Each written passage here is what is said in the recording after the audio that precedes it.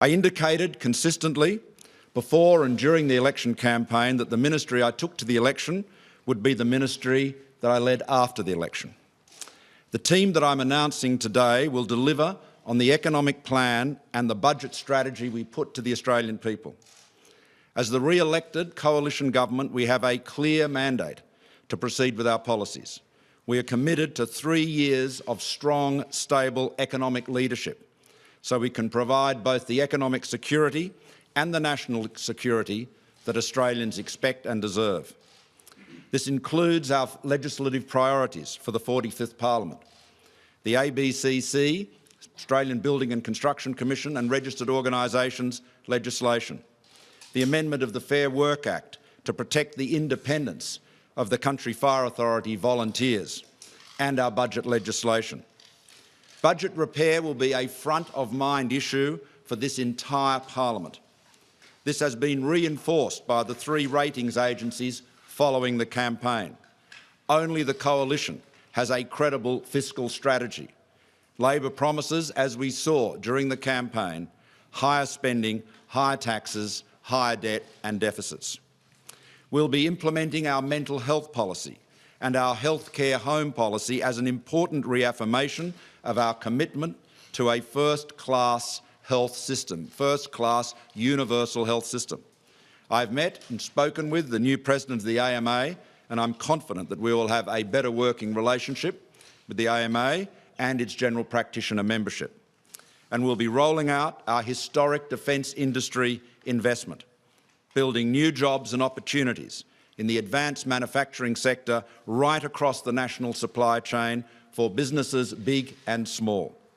This will be transformative for our economy. When it comes to the ministry, there will be, as you know, greater representation for the National Party because the Nationals hold a greater share of the coalition party room after the election. I think it was at this very podium, in this very spot, that John Howard said some years ago, politics is governed by the iron laws of arithmetic, and so it is true. 2 members of our ministry have not been returned, 2 members of the House of Representatives, Wyatt Roy and Peter Hendy.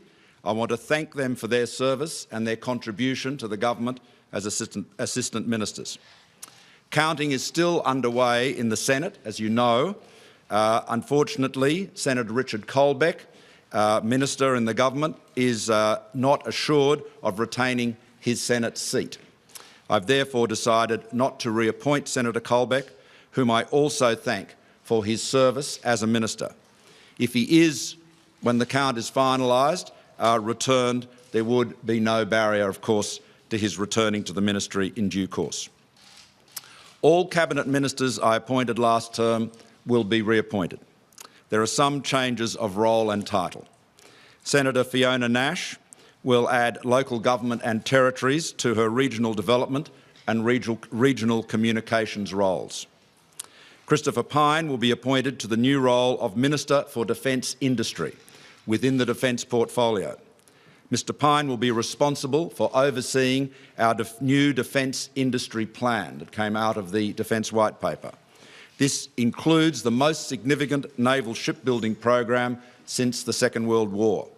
This is a key national economic development role. This program is vitally important for the future of Australian industry and especially advanced manufacturing.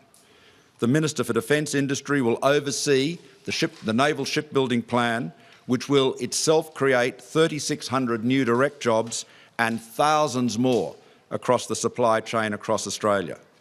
Beyond shipbuilding, there is a massive defence industry investment and acquisition program on land, in the air and in cyberspace. This is a massive step change set out in the Defence White Paper. This investment in defence industry, as you know, is a key part of our economic plan. It will drive the jobs and the growth in advanced manufacturing, in technology right across the country. And I'm appointing Christopher to be the Minister to oversee that and ensure that those projects are delivered. As I said at the outset, this is a term of government for delivery. We will be judged in 2019 by the Australian people as to whether we have delivered on the plans and the programs and the investments that we have promised and set out and described in the lead-up to the election. Greg Hunt will move from Environment to become the Minister for Industry, Innovation and Science, where he will drive the National Innovation and Science agenda. Can I say that Mr Hunt has been an outstanding Environment Minister, and he served in that portfolio in government and indeed in opposition. He has a keen understanding of innovation, he has a keen understanding of science and technology, and he will give new leadership to that important portfolio and those important agendas so central to our economic plan. Josh Frydenberg will move to the expanded environment and energy portfolio, combining all the key energy policy areas.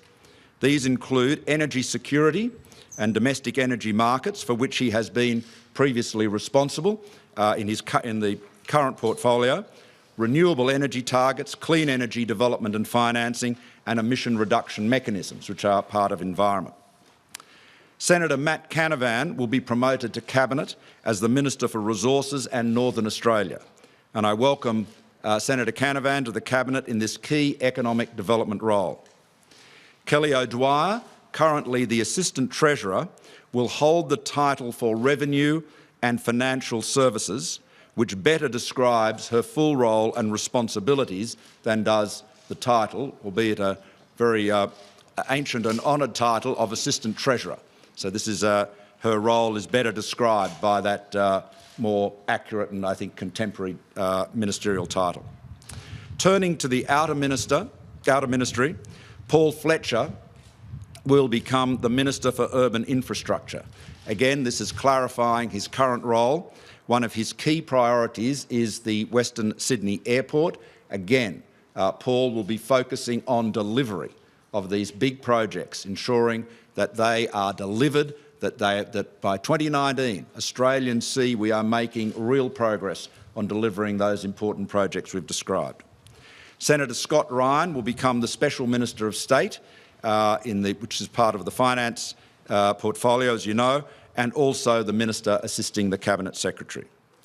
Dan Tehan will become the Minister for Defence Personnel and continue, of course, as the Minister for Veterans Affairs.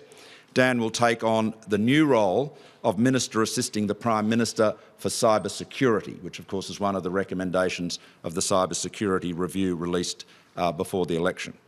Michael McCormack will become the Minister for Small Business in the Treasury portfolio. Turning now to the parliamentary secretaries, who will continue to be known as Assistant Ministers. Karen Andrews will become the Assistant Minister for Vocational Education and Skills. Alex Hawke will become the Assistant Minister for Immigration and Border Protection. Keith Pitt will become the Assistant Minister for Trade, Investment and Tourism. And Craig Laundy will become the Assistant Minister for Industry, Innovation and Science. There are 3 new appointments as Assistant Ministers. Luke Hartsuker will be appointed Assistant Minister to the Deputy Prime Minister. Senator Zed Seselja will be appointed Assistant Minister for Social Services and Multicultural Affairs, and Dr David Gillespie will be appointed Assistant Minister for Rural Health, a responsibility previously held directly, as you know, by Senator Nash. I welcome Luke's return to the Executive and the new appointments for Zed and David. Other than these changes, all other Cabinet Ministers, Ministers and Assistant Ministers will continue in their current roles. This provides stability and continuity at a time when there are great opportunities ahead for Australia, but also, as we know, significant economic and fiscal challenges.